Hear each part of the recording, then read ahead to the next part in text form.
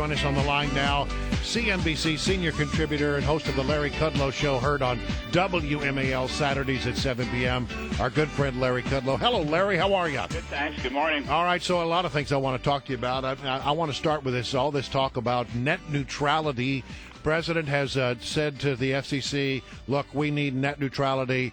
And as I sort of have simplified it, and I know it's a very complex issue, it really comes down to whether or not you want the cable companies and the market to control the Internet, or whether you want the Internet to be regulated by the federal government, much like a utility. I think that's right. I think you're right. I look at it as price controls, and essentially that would give the authority to set prices on all of the broadband providers, all the pipe providers, and I think that's completely wrong. Anytime you control prices, what you're going to get is shortages.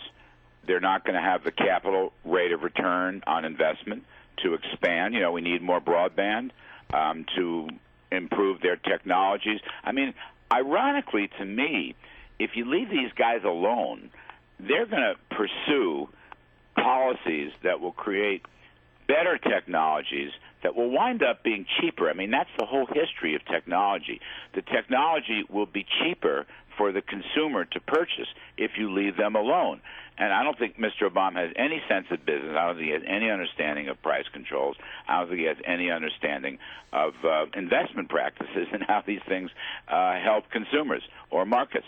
So I'm completely against it. It's just another example of his big government controls kind of approach. I'm with you, Larry Kudlow, but you, sir, are an expert, so I'm going to play devil's advocate so you can articulate a good answer on this.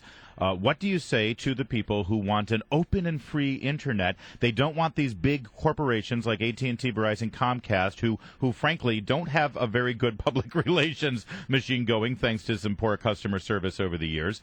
They don't want them deciding, well, this big paying customer is going to get a big chunk of our broadband service, and you, little blogger over there, or you who just want to deal with Skype or gaming, you're going to have to wait because Netflix pays me more. How do you respond to that? You know, if you go into a supermarket, we should all have access to food. It's the same argument, but food has different prices depending on the supply and demand of a commodity or whatever. Or if you go into a department store, why not make all that stuff price controls? In other words, why not price control the whole system based on that logic? So what you're saying is some people can afford hamburger and some people can afford steak. Right. That is correct. And you know, by the way, your example on Skype, I think is a very good one. Skype services, which were very crude in the very beginning, are improving all the time.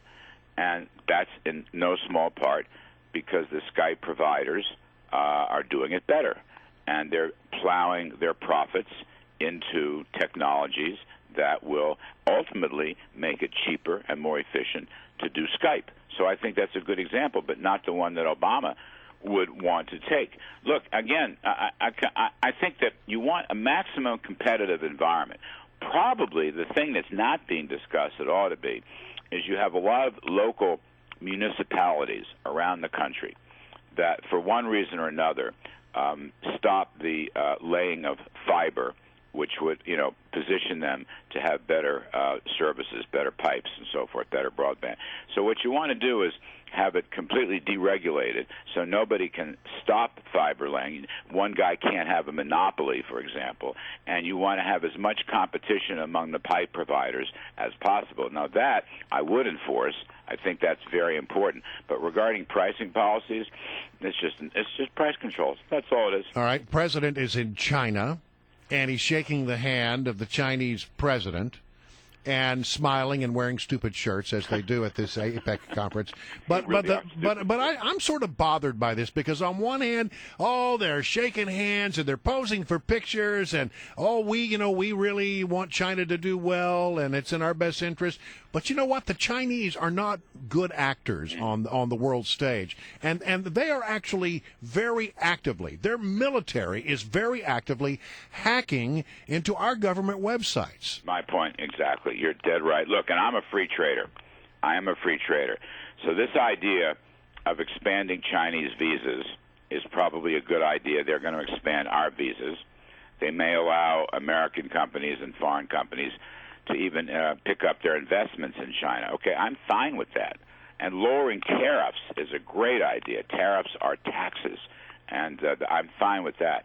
But as you note, I am not fine with the Chinese Red Army hacking into every dimension of American economic life and national security. So therefore, any deal we make on visas or tariffs, I think, should include some anti-hacking provisions. Now, how you do that, may be very difficult to do. I don't think the World Trade Organization has proven that it can stop that. But we have to drive a harder bargain. We must drive a harder bargain. You're exactly right. And I'm not hearing that. I'm not reading. Maybe it's out there. Maybe they're going to talk about that. And one of the issues, it kind of crystallizes on this whole issue of buying the Waldorf Astoria Hotel here in New York. Yes. That's where the U.S. UN ambassador has traditionally lived. It's a high-security zone for obvious reasons of national security.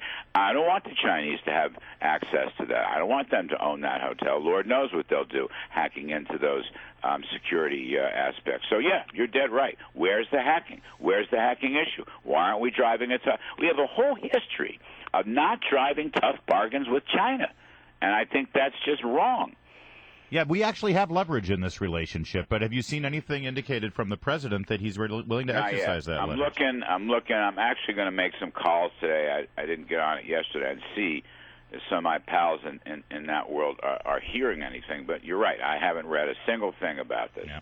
All right, Larry Kudlow, we've got to leave it there. Larry Kudlow, of course, senior contributor at CNBC, host of The Larry Kudlow Show, right here on WMAL Saturdays at 7 p.m.